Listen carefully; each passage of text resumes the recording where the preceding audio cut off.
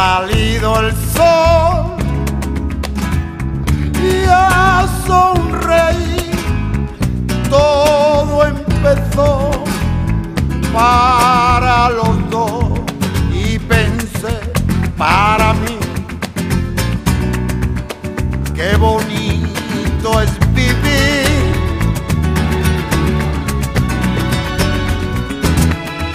Bajo el cielo azul brotó mi voz que te dedicó su alegre canción y pensé para mí, qué bonito es vivir.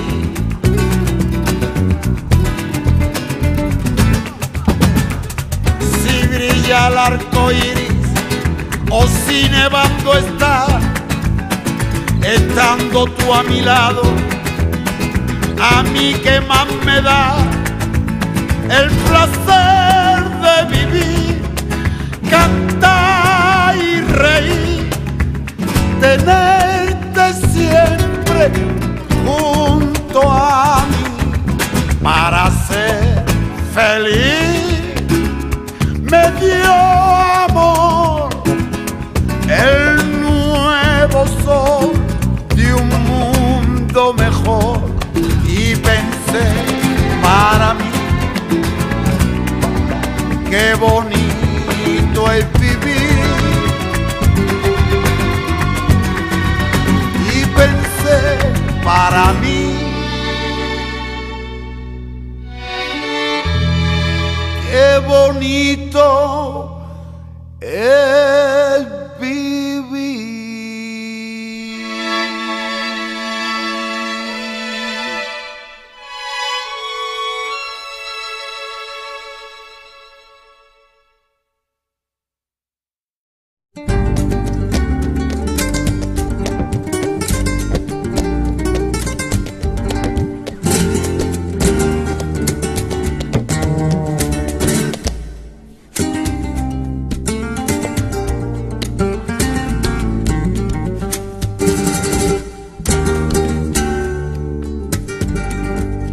Si te dijera, amor mío, que temo a la madrugada, no sé qué estrellas son estas que hieren como amenaza, ni sé que sangra la luna y al filo de su guadaña. Presiento que tras la noche vendrá la noche más larga. Quiero que no me abandone, ay amor mío, al alba, al alba, al alba, al alba, al alba.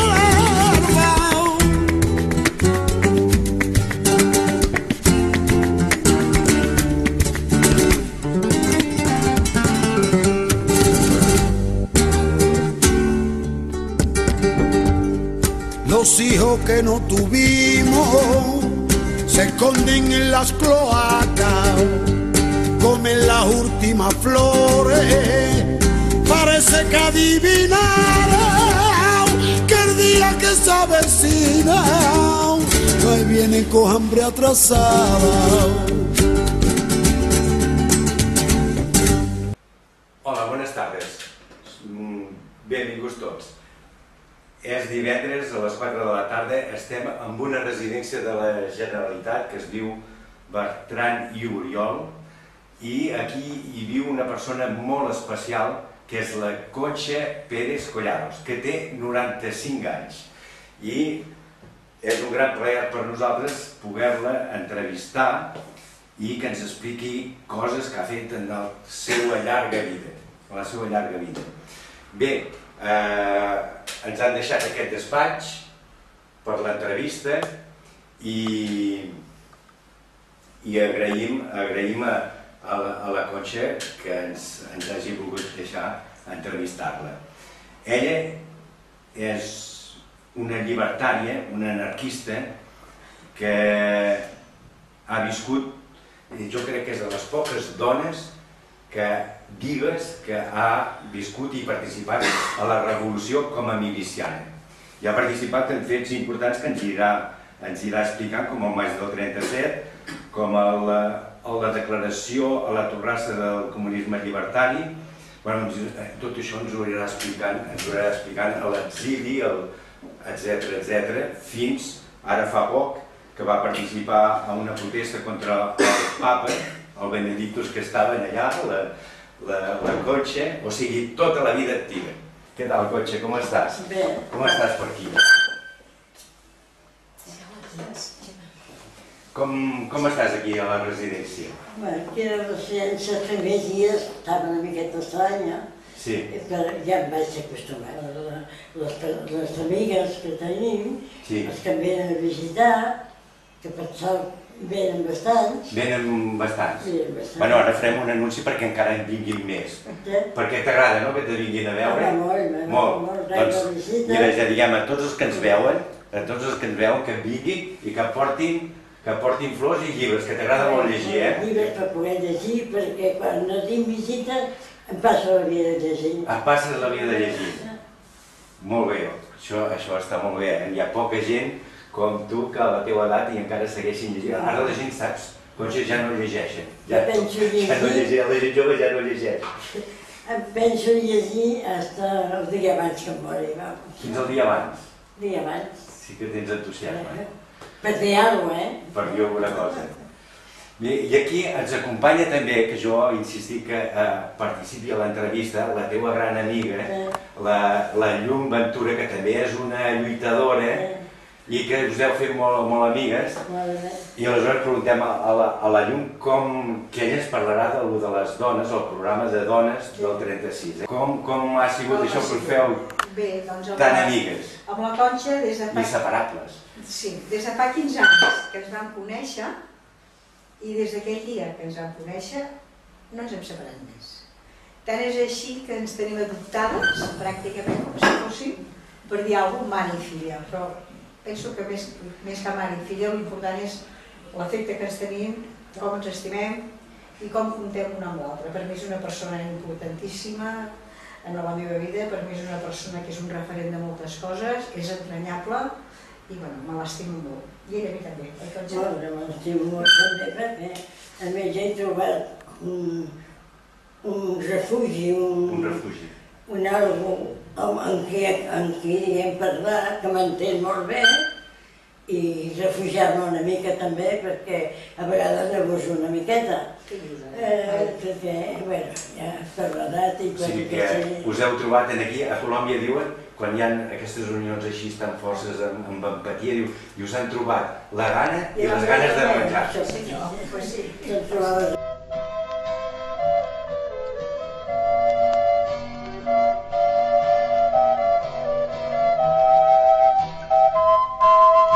És una mica perquè els espectadors d'Ocupem les Zones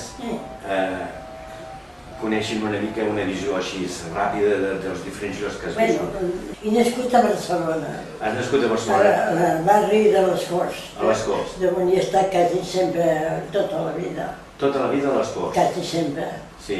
I quan el primer cop que te'n vas anar de casa teva de les Corts, on te vas anar? Em vaig anar, va ser poc, una temporada, a la Torrassa. A la Torrassa. Però a mi me llamaven les Corts. Va haver una amiga que em va dir si vols vins a casa, tinc una habitació buida i vaig anar a casa d'ella. I per què te'n vas anar de casa teva? Bé, me'n vaig anar perquè els meus pares eren, el meu pare més que la meva mare, eren llibertaris. Però la meva mare no acabava d'entendre tant com jo sent una noia tenia tanta llibertat d'entrar, sortir de casa, vindre a les 2 de la nit, i la reunió, no acabava de veure clar tot això.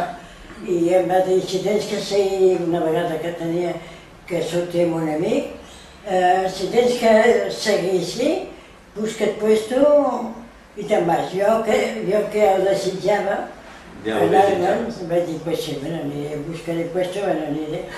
I me'n vaig anar de casa. Et vas emancipar? Vaig emancipar. A quina edat tenies? Ja tenia 19 anys, ja era l'edat. 19 anys. Sí. Vaig anar primer amb uns amics a la terrassa, com deia. Vaig estar una temporada, però vaig retornar a les Corts. Vaig retornar, sí. Ah, està molt bé. O sigui que, de totes maneres, avui en dia, Conxa, la gent no se'n van de casa seva, eh? S'estan fins als 40 anys a casa seva. Bueno, o se'n van de molt joves. Avui la gent s'emancipa molt aviat, eh? Sí? Molt aviat, però altres per comoditat, perquè els hi donen tot fet, es queden a casa. Ara hi ha moltes coses.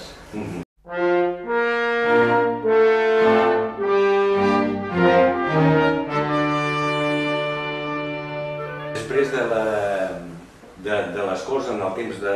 Ara has estat també un temps a la presó, no? Vaig estar una temporada a la presó. Això va ser abans del 36. Hi va haver un paro general, que era del ram de la fusta, no me'n recordo, i vam anar a fer plegar les fàbriques. Hi ha una fàbrica que es va resistir, van començar a tirar pedres, i llavors ells van telefonar a la policia, va venir la policia de cavall, i vam apretar cosa. I l'amic que anava al costat meu em va donar una arma que portava, diu, té Conxa, arma aquesta arma, i jo de pressa i corrent, perquè a nosaltres no registraran, no pot.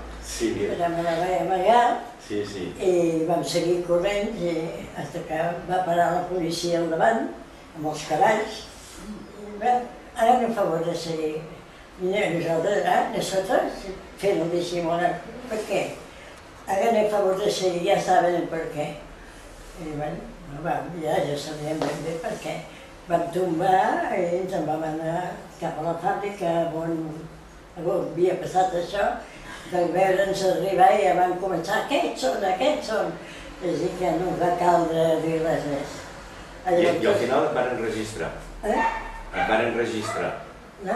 Que et varen registrar i van... No, ja no. Llavors la policia aquesta ens van dir, ara no a favor de seguir-ne, i ens en vam anar amb un quarterillo que hi havia per allà a la vora. Un quarterillo. I al arribar al quarterillo va ser quan em registrar. Em van registrar abans que em registressin, jo vaig treure l'arma, perquè vaig veure que me la trobarien, vaig treure i allà em van fer un sermó, ¿on vas con esto? I pensant, llavors amb aquest grup que anava corrent, hi anava el meu germà també. I ell volia fer dir-me que l'arma era del meu germà. I jo deia, no, ni del meu germà ni de ningú, és meva. Jo me l'he trobat allà a terra, me l'he agafat i me l'he amagat. Jo ja sabia que això no s'ho tragarien, però d'aquí no el treuen. I així vaig anar dient tot el rato, hasta que a última hora van dir, mira, no sigas con este cuento porque el chico que es el dueño del arma ya ha cantado, con Pardanet, ya ha cantado y ha dicho que el arma era suya. Que no era tuya, o sea que te... Pero bueno, a pesar de que no era mía, pues nos detuvieron, lo han agafat y vaig estar a la presó, no recordo, 4 o 5 mesos.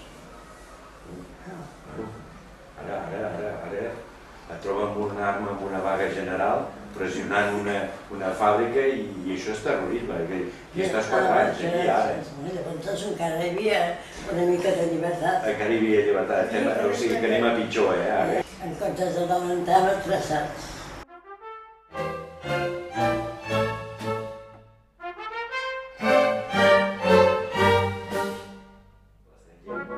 Quan vas anar a l'exili? Bueno, quan la retirada que diguem, vaig anar a França. A França? Vaig anar a parar a Argelès, al camp de concentració d'Argelès. I després del camp d'Argelès ens van portar a uns castells que van organitzar el consolat mexicà. Un castell. El consolat mexicà. I allà vas viure bé, no? Bé, allà bastant millor que al camp, sí. Van obrir dos castells l'un es deia el Castillo de la Reinarda i l'altre, bueno, Xató Montgran i Reinarda, dos castells. Allà vaig estar un bon dia, per l'altra veu, van demanar a una infermera o algú que sapigués alguna cosa d'infermeria per anar a ajudar els metges que hi havia allà. I jo, com sempre m'ha agradat fer alguna cosa, vaig presentar-me. D'infermera? I, bé, infermera no, perquè no ho era. No ho eres, però per ajudar a curar i donar menjar, en fi, el que fos. I, bé, molt bé. I allà es va fer... Allà vaig entaular una amistat amb el metge, perquè quasi tots els metges també van anar cap a Mèxic, tothom s'anava a Mèxic, i vam entaular una amistat que va acabar en relacions, i aquestes relacions van acabar en que vaig tindre un fill d'ell. Un fill? El fill Ramon, que no he tingut cap més, i bé, vam estar allà junts, vam estar a Marsella, vam estar en un poblet de vora els Alpes Marítims. Bé, a última hora... I ell seguia treballant de metge i tu la... Ell de practicant. De practicant. No, ell no era metge. De practicant. Al cap d'uns mesos va ser quan vaig tornar cap a Espanya.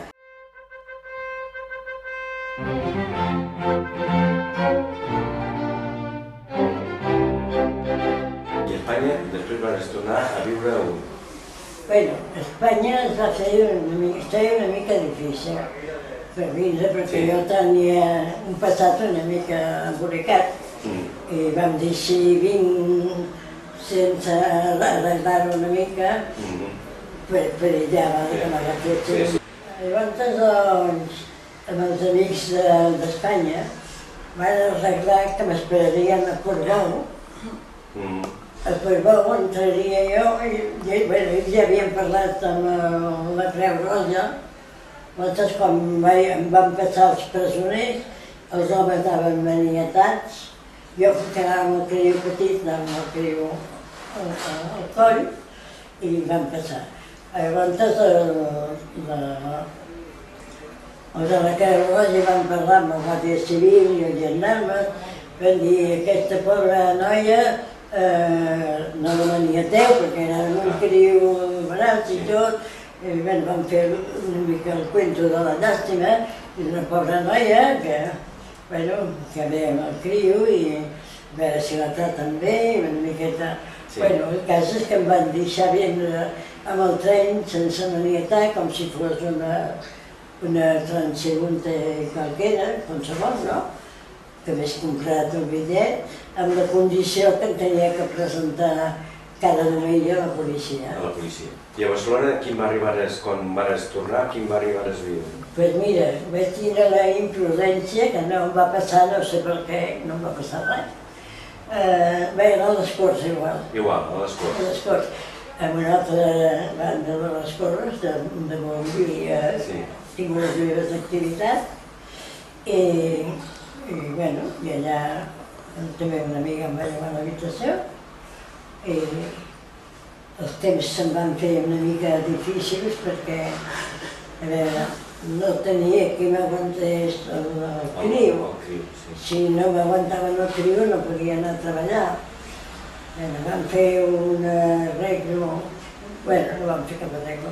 Vaig posar la mano a la maternitat que jo havia treballat i pensava que la maternitat del Franco, diguem, era la mateixa que havia conegut, però no era la mateixa. Vaig deixar el nen allà amb la condició que el diumenge, cada diumenge l'aniria a veure. Jo el primer diumenge que em va tocar veure, el vaig veure tan malament que l'endemà ja el vaig treure allà. El vaig treure i vaig tenir que buscar algú que me l'aguantés mentre jo anava a treballar.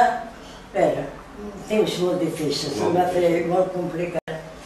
Al final vaig tindre sort, vaig trobar una senyora que era jueva i tenia dues nenes petites i estàs ficat de la situació i era tan bona persona que en comptes de fer la feina jo, feia la feina a ella i a mi em portava a passejar els nens, les dues nenes que tenia ella i el meu fill, que també me l'emportava a la casa.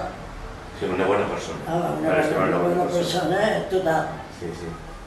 I aquí, bé, fins que ja després vaig poder trobar una casa que em van guardar al nano i vaig poder col·locar-me en uns tallers de pintallavis. Que fèiem pintallavis. I aquí vaig estar bastant bé. Al cap de poc temps em van fer encarregada, guanyava un bon sou. Vaig anar tranquil·lant la situació. I no va passar mai res. No va passar res. Sempre amb la por que algú s'arxivés, algú digués cuidado amb aquesta, però no, vaig tindre molta sort. Dic que tenia que tenir cuidado perquè allà al barri havíem vist que havíem assaltat el quartel.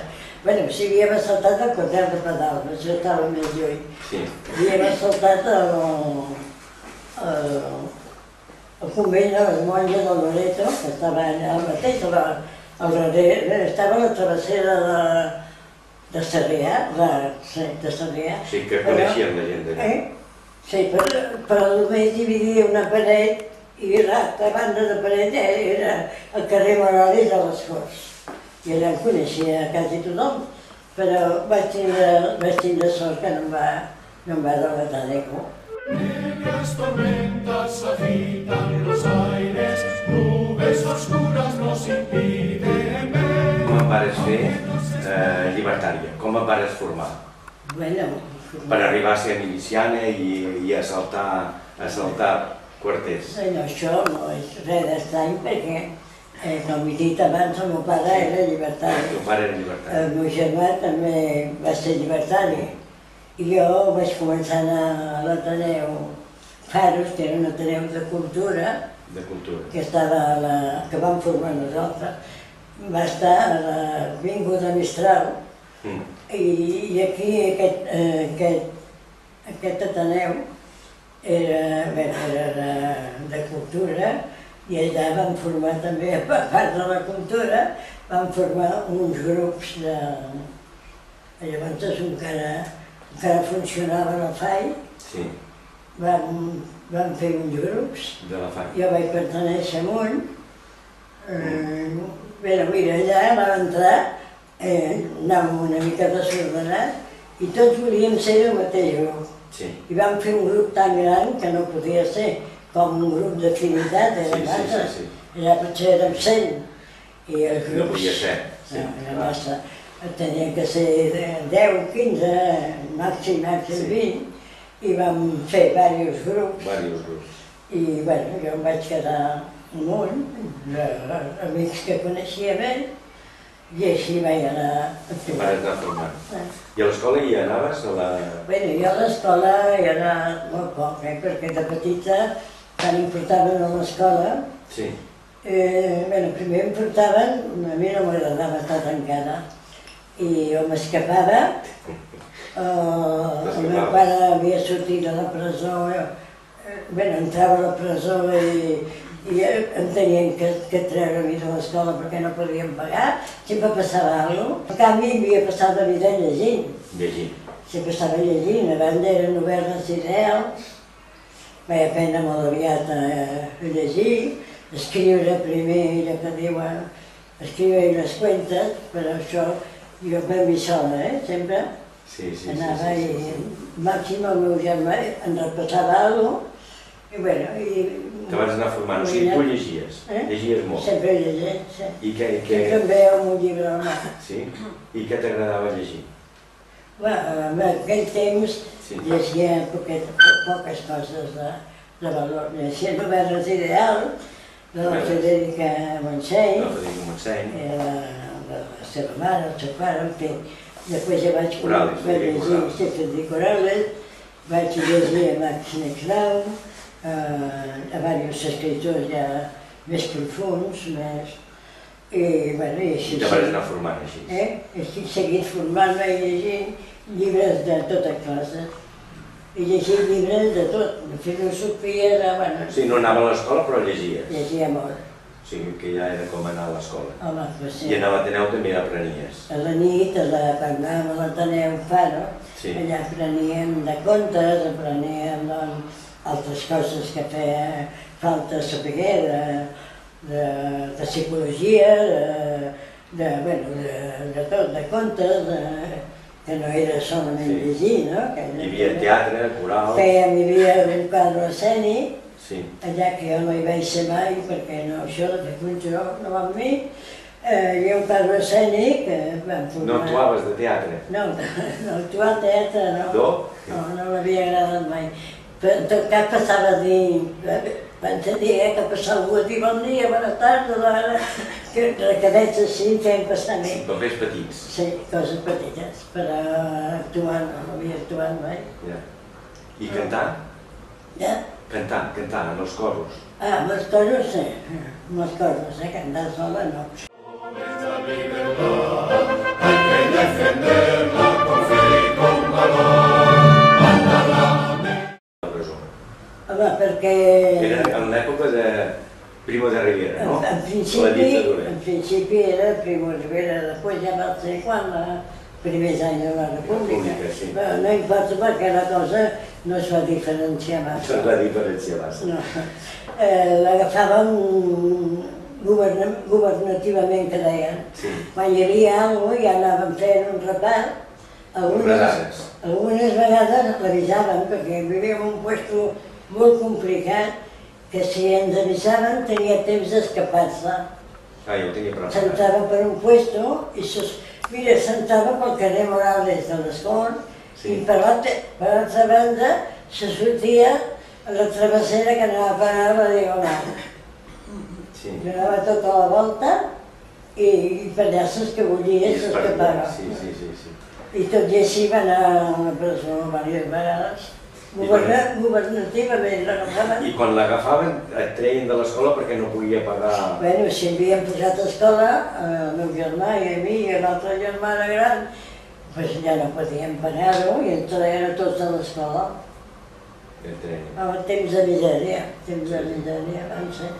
El triunfo sin cesar nos lleva en pos, hasta la bandera revolucionaria. Quan es declara la República, tu on estàs? El primer any és aquest que t'he explicat amb totes aquestes coses. Estava vivint les Corts. Sí. Tu te'n recordes del 14 d'abril del 31? Bueno, sí. Quan es declara la República? Sí, me'n recordo que jo era jove, llavors era més joveneta. Ens ho van dir i vam anar a... Mira, aquest dia vam anar tots a la casa a protestar i vam anar a un míting que es feia, perquè això ho tinc una mica confós, amb un míting que es feia a Belles Arts, que parlaven tots aquests grans oradors. Quins grans? Frederica Montseny, tot aquest. I al sortir, allà es van prendre uns acords. Va ser mig míting, mitja assemblea. Es van prendre uns acords i es va fer una llista de coses que demanàvem. A la República? Sí, demanàvem la baixada de lloguers, demanàvem els presoners per a les presons, una sèrie de coses que portàvem... I reforma laboral? Escrites, sí. I anàvem a portar a l'alcaldia, allà a la plaça Sant Jaume. I quan van arribar allà, ja anàvem un camió, me'n recordo. I anàvem camions allà? Anàvem camions, jo crec que anàvem mig Barcelona. Quan vam arribar allà, vam començar a sentir disparos, es van tancar les portes de la Generalitat i l'altra, i tot va quedar tancat, i allà no es va poder ni entregar l'acte que havia fet, ni es va poder fer res. És dir, que tot ja va dir que tot anava... Tu hi estaves allà, perquè aquest dia és històric. Era el primer de maig, que hi van haver-hi 2 morts a la plaça. Hi va haver 2 morts. Tu estaves allà. Jo vaig veure un l'altre no, perquè quan van haver els tiros vam baixar dels camions i vam anar per allà, que ens vam perdre tots. Jo vaig perdre la meva mare, el meu germà, després vaig trobar amb un, no vaig trobar l'altre, bueno, anàvem tots desperdigats per allà. I vaig passar per un lloc que hi havia un estirat que diuen que era un dels morts que va haver. Bueno, i aquesta va ser la primera entrada. Amb la República. Amb la República, vam dir. Amb la República vau seguir lluitant com amb la dictadura. Això mateix, vam dir. Molt bé, molt bé. Comencem igual com vam acabar l'altre. Bueno, ahir que era vaga general, aquí, a la plaça de Sant Jaume eren 4 gats. 4 gats i res. Quina diferència. Quina diferència. Allà es van cremar un auto, un cotxe, que vaig veure jo un que anava un paper cremant allò, i un cotxe es va cremar i no sé què va passar més. Van passar coses. I en canvi ara no ens atrevim a res. No ens atrevim a res. Ara no. Bueno, a veure si prenen exemple a la gent jove de la teva experiència.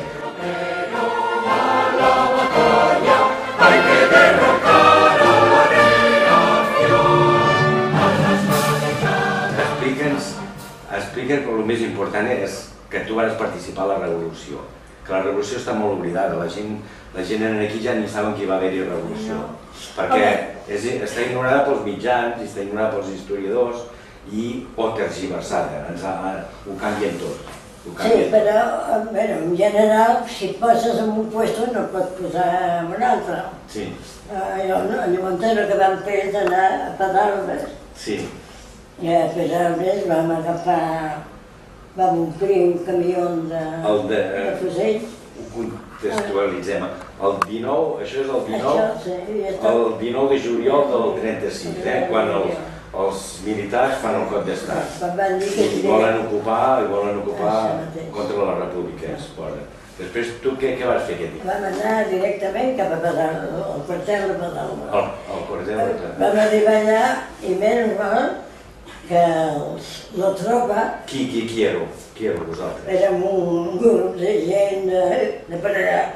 I es reuníem allà a les Corts, però no eren a les Corts, eren gent més aviat del centre. Els que van formar l'Ateneu Faros després. Ah, vale, els de l'Ateneu Faros. Érem uns grups que sempre ens reuníem, però no teníem local. Sí, i anàvem a un bar, no? Amb el bar dels Federals. Els Federals. Els Federals de reunir-se. I d'allà vam marxar? D'allà els Federals vam anar al quartel. De Pedralbes. Vam arribar al quartel i sort que la tropa ja havia sortit en direcció a la plaça Catalunya, que anaven en canyons i tot. I allà els mateixos que es van quedar a la guàrdia, que ja devien de ser republicans, ens van acompanyar a la sala d'armes i vam agafar tots els fusells que vam voler. Ens en vam anar, però no ens vam recordar les municions. Després vam dir que tornar a buscar les municions. Bé, vam anar, vam agafar tot això i vam portar cap al bar dels Federals. I vosaltres quan anàveu allà anàveu armats? Bé, jo portava aquesta pistoleta petita que ja he parlat algunes vegades. Sí, que t'havia regalat el teu pare. Que m'havia regalat el meu pare. I allà em van dir, on te vas con esto tan pequeño? Toma, i em van donar una astra grossa així, i allà se'm va perdre aquella pistoleta. Petita, la del pare. I vaig agafar l'altra, que no la vaig fer servir mai perquè no podia. Sí, el teu pare va donar tot un bon hereditatge, no?, de lluita, que has de lluitar, i tu li demanaves, no? Sí, però jo anava darrere de la pistoleta petita, que se'm va perdre, i em van donar l'altra que no la vaig fer servir mai. No la vaig fer servir mai.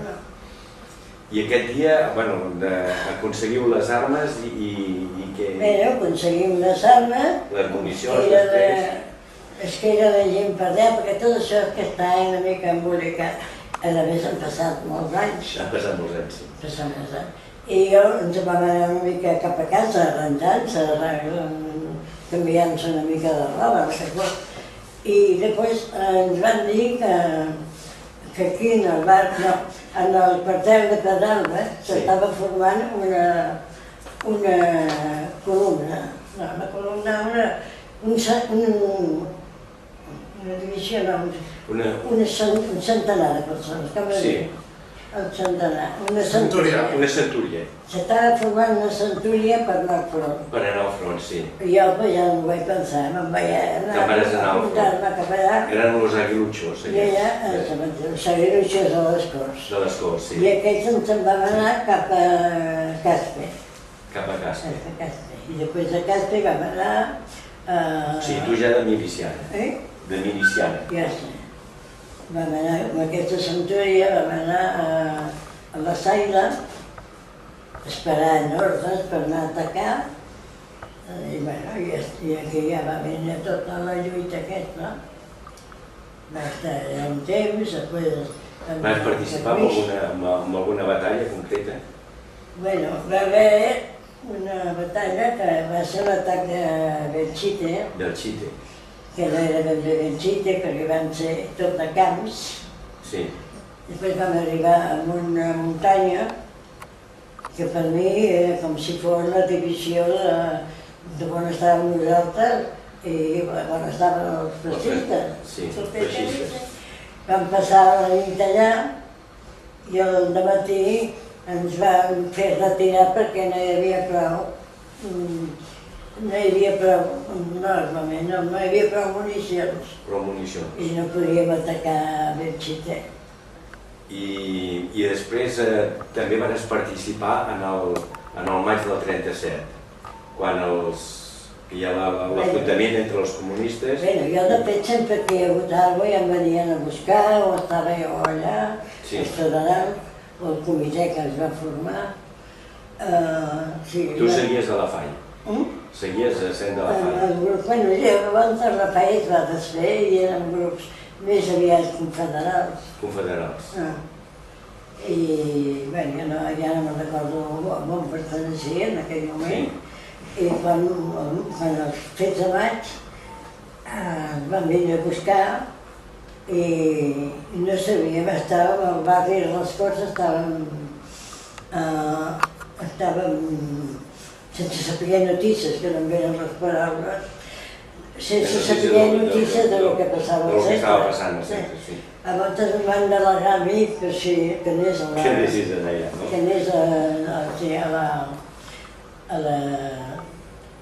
comitè regional a veure què estava passant. I quan ja me n'anava una amiga va dir, bueno, jo t'acompanyo, no te'n vagis sola. Negras tormentas agitan los aires, nubes oscuras nos impiden ver. Què pesava l'Ateneu? A veure, aquest era un tema molt delicat. Això. Costava molt, l'Ateneu. Ateneu que hi havia sempre net.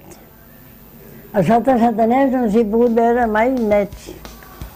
Jo tenia una mica d'obsessió amb això, perquè anàvem a un ateneu i ja pensava que era tot brut.